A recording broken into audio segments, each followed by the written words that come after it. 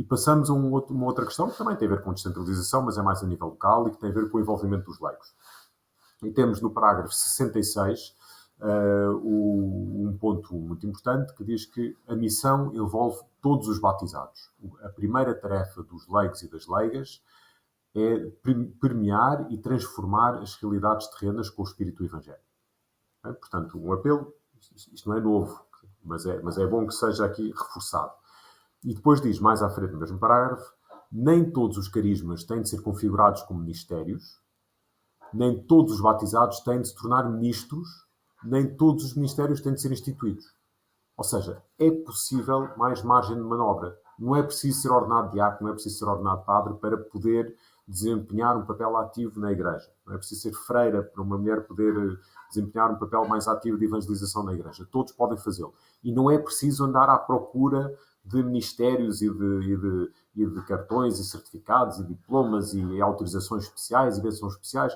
Não. Se alguém tem um dom em particular que pode ser posto ao serviço da igreja, pode-se pôr, até de uma forma um bocadinho mais informal.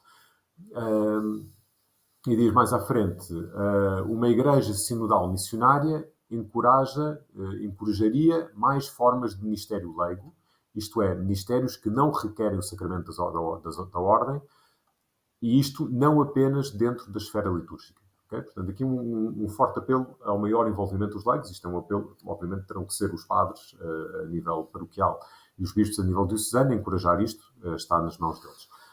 Há aqui uma experiência interessante em Lisboa que está a ser feita. Eu na altura, noticiei mas uma experiência de missão leiga que iria ser posta em prática. Penso que com 30 leigos que iam viver juntos numa mesma casa, ao serviço da Diocese, e eu estou muito interessado em saber como é que essa experiência vai correr, porque parece uma coisa positiva e algo que pode até depois servir de exemplo para outras dioceses em Portugal.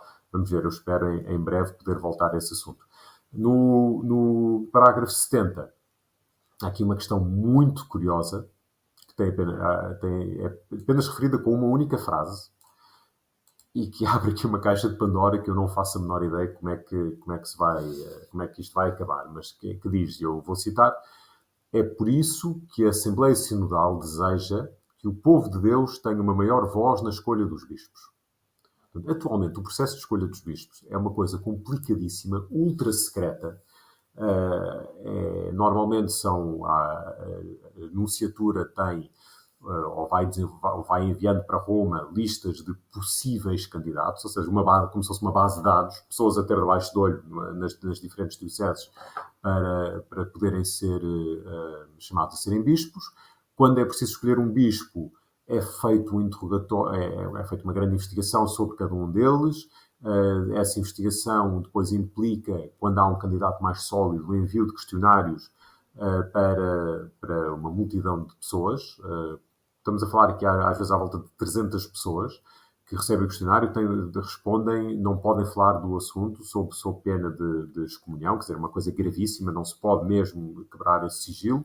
E depois tudo isso é enviado para Roma e depois é apresentada uma lista de 3 nomes ao Papa, isto pelo Dicastério dos Bispos, e o Papa escolhe um dos nomes.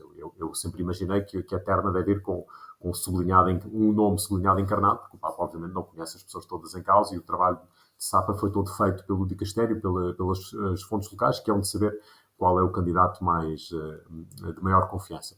Isto para evitar todo este processo, obviamente para garantir que seja o melhor candidato escolhido, mas também para evitar que sejam escolhidos candidatos que tenham esqueletos no armário, que tenham problemas que depois surgem depois de serem nomeados e depois têm de resignar por motivos de saúde ao fim de 2 ou 3 meses. Portanto, é um processo muito difícil e eu não faço a menor ideia como é que isto pode ser alterado para que os leigos tenham uma maior voz na escolha dos bispos. Não sei, mas também não sou eu que tenho de decidir isso.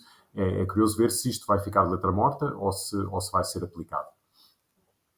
Parágrafo 71 apela ao melhor aproveitamento dos bispos eméritos. Portanto, de facto, infelizmente, em muitas dioceses, os bispos resignam aos 75 anos, às vezes estão lindamente de saúde e de cabeça e depois ficam um pouco esquecidos.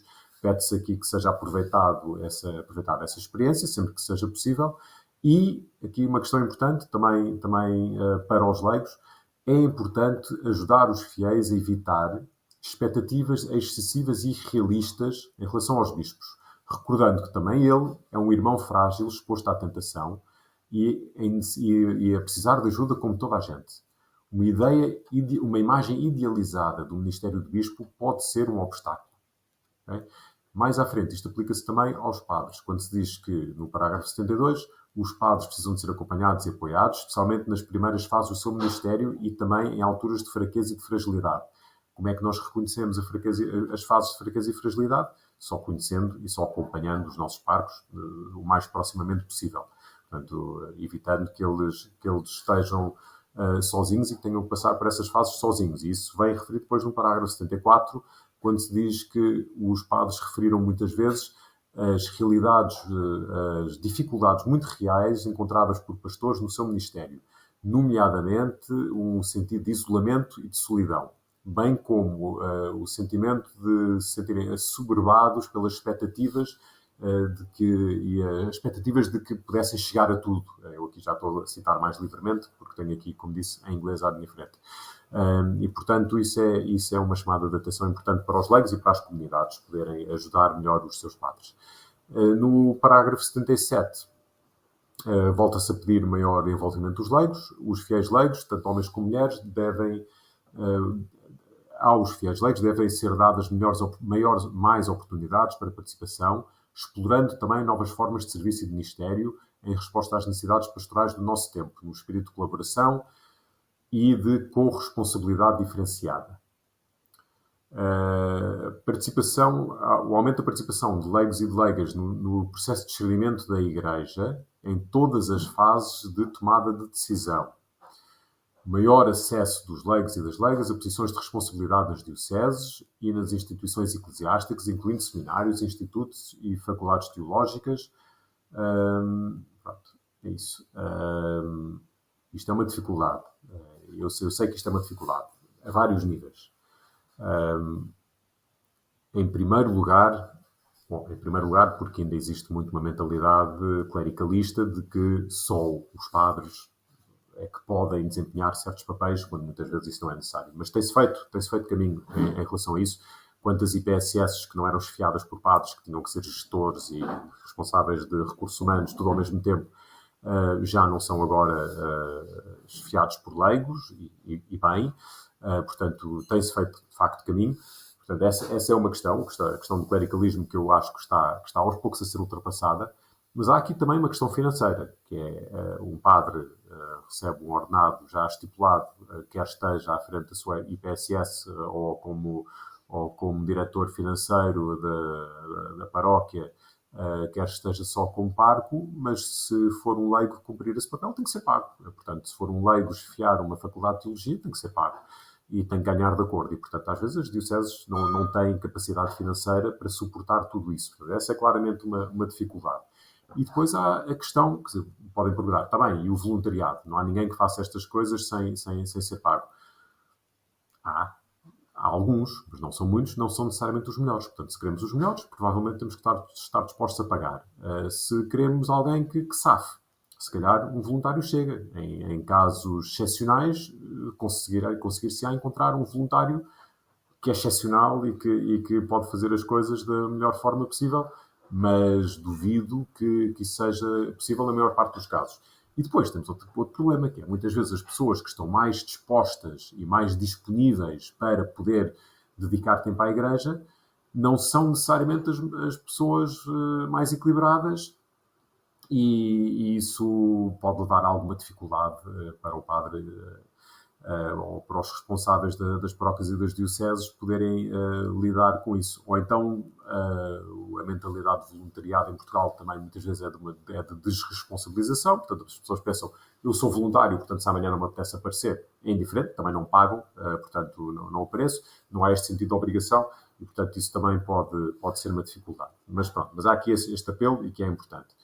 Depois, no parágrafo 92, coloca-se aqui um limite também ao papel dos leigos. Portanto, sim, há um chamamento ao envolvimento dos leigos, mas recorda-se que a autoridade do bispo, do colégio episcopal e do bispo de Roma, em relação às tomadas de decisão, é inviolável e está fundada, está enraizada na hierarquia estrutural da Igreja estabelecida por Cristo. Portanto, isso torna-se muito claro. E depois, mais à frente, na Igreja, o elemento deliberativo é realizado com a ajuda de todos e nunca sem aqueles cujo governo pastoral lhes permite tomarem decisões em virtude da sua função. Portanto, os bispos, essencialmente, os padres a nível paroquial.